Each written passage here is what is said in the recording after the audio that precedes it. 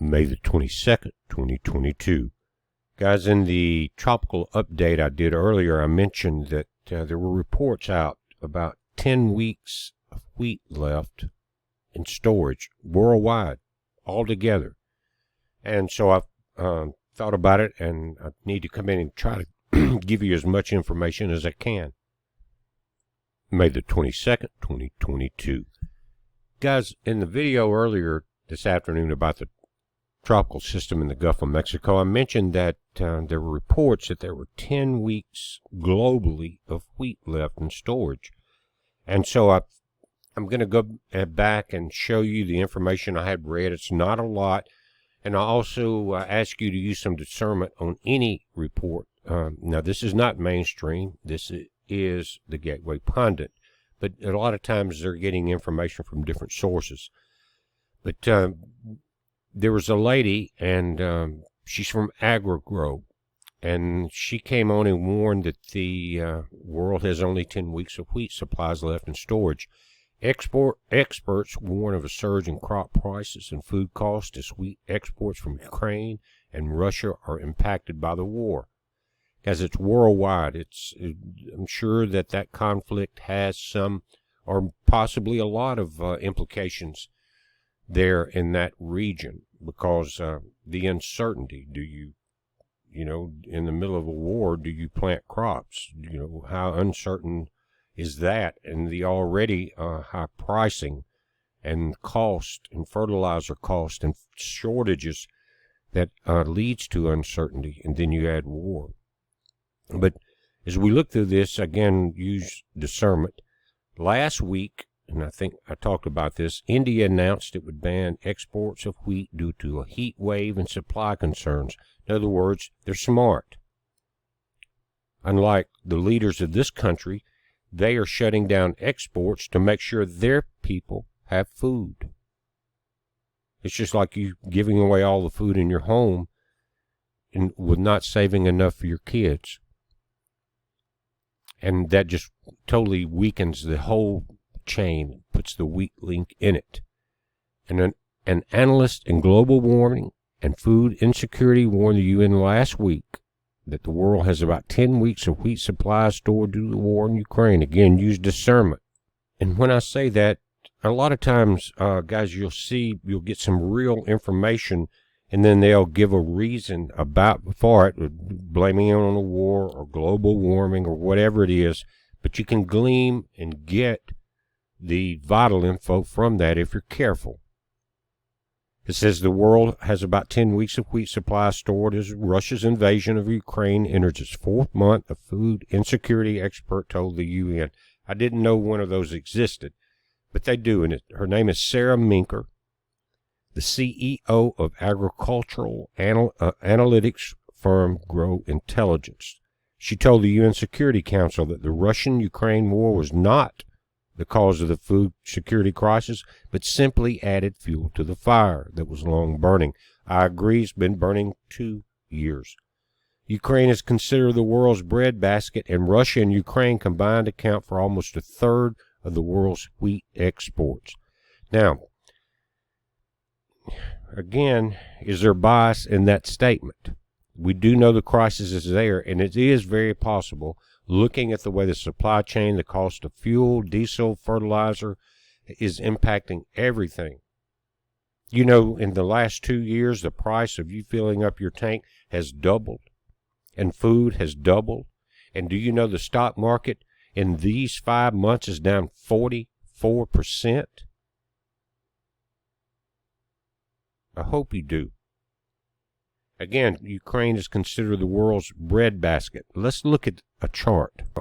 Now, is that a biased statement? Is that putting more focus there on Ukraine like we've seen here in mainstream media in the U.S.? Is that putting more? Because let's look at this chart. Now, this was 2018. Some things have changed. This is the latest chart I can find. It's from the UN Comtrade and ITC statistics. Russia exports 23.10%. This is wheat and meslam exports. Ukraine 8.2%. Now, so you've got a mixed message in there with half truths. Is Ukraine the breadbasket?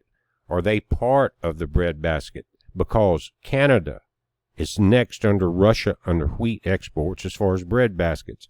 USA is next at 15%, France 11%, Australia at 8.5%, Ukraine at 8.20%. Again, is there bias in this report? Obviously. But combined, and this is something to look forward to, look at, not look forward to, but to pay attention to and research it and see what you can find out about, is this true? Is it 10 weeks away as far as storage? I mentioned this earlier. If that's true, you already have some things going out. In other words, the storage would be wheat put up, ready to be processed or whatever they're going to do with it, right? So we got that out there. So that's going to be part of the process. But within 10 weeks, even this announcement will create a rush to secure bread, wheat, things like that, things you can make bread out of, right? And so this report that came out today, and Gateway Pundit gets a lot more views than I do. They get millions per day. Then we're going to see this accelerate, right? Again, Ukraine is not the breadbasket. They are let's see, 1, 2, 3, 4, 5, 6 in line. And this does not include India, that also canceled all exports. And you're also seeing this in Germany and Romania, other countries that have shut down the exports since this report because of shortage and drought and crop failure.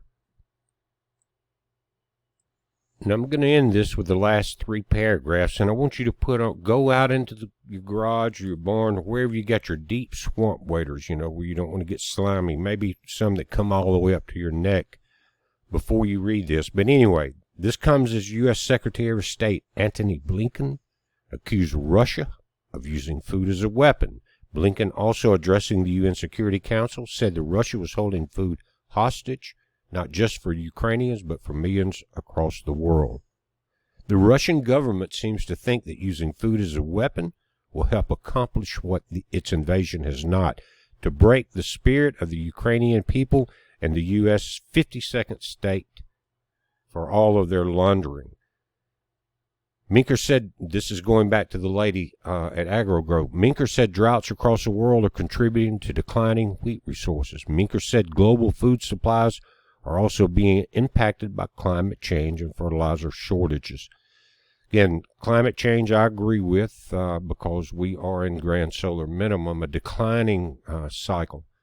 And there's fertilizer shortages and man-made shortages and diesel shortages and everything else, okay?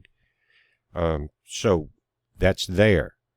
But when Blinken said that Russia seems to be using their exports as weapons, it was the U.S. and most of Europe that came in and put the sanction on Russia's exports. So, again, I hope you had your waders on before you got into this deal. You might even want a boat just to float through it without being contaminated. And that's the way it is. Accuse others of what you're doing.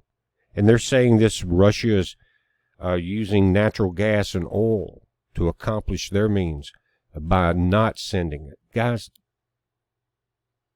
there were sanctions put in there against the exports and for people to join these sanctions and look at the price they're paying. But did you know what's backfiring? Because remember, Russia has started to demand, once this happened and all the nations were putting sanctions on Russia, they said, okay, fine. You're going to pay us with gold-backed rubles for your gas and your natural and your oil. And whatever food exports, whatever it is, you're going to pay us in gold-backed rubles. And there's everything stabilized there. But again, the stock market had been 8 straight weeks of losing. That hasn't happened since, I think, 1920s, leading up to the Great Depression. But again, to blame Russia, I'm not siding on the conflict there, but once you put sanctions and say you can't export anything and tell all the nations don't do business with them because they're attacking the 52nd deep state, and then you blame it on them for not exporting? Guys, we're in some serious demonic stupidity. And that's how it is. And let me say this to end it.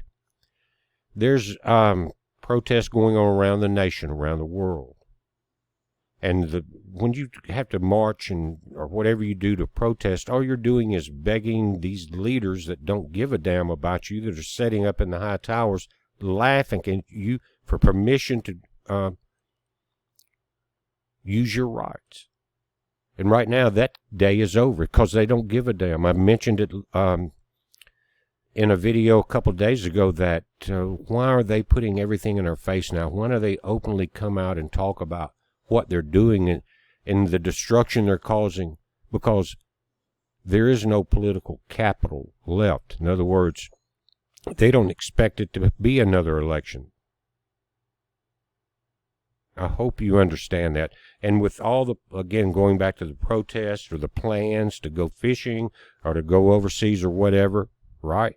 You better get home. You better circle your wagons around your family right now and not be stupid. Forget all of that. These people are coming down hard on the world. And just as God said and told Noah, and he told Joseph to prepare, he didn't tell them to go out with a useless protest against people that are laughing at you from, again, the swamp and other places. Quit that. Stop it. It's stupid. Go home. Protect your family because chaos is coming, and it's coming very quickly. And when you deal with that type of chaos, when people are hungry and starving, there's no stopping it. And if you're the man of the house and you're out doing some stupid stuff like this, following a Pied Piper, then you need to wake up and you need to take it all home. Go home. Protect your family, your children, your wife, the rest of your family. Do what you can do. Don't hesitate. Don't wait, because time is very short. Gas is getting so expensive, it's going to be hell to get home if you're 3,000 miles away or 5,000 miles away. Stop trying to save the world, because that's God's job. That's what Christ is going to do when he sets his foot down here. You get home and take care of your family because, again, no one's listening. Take care of what's important the most. So heads up, guys. Be safe.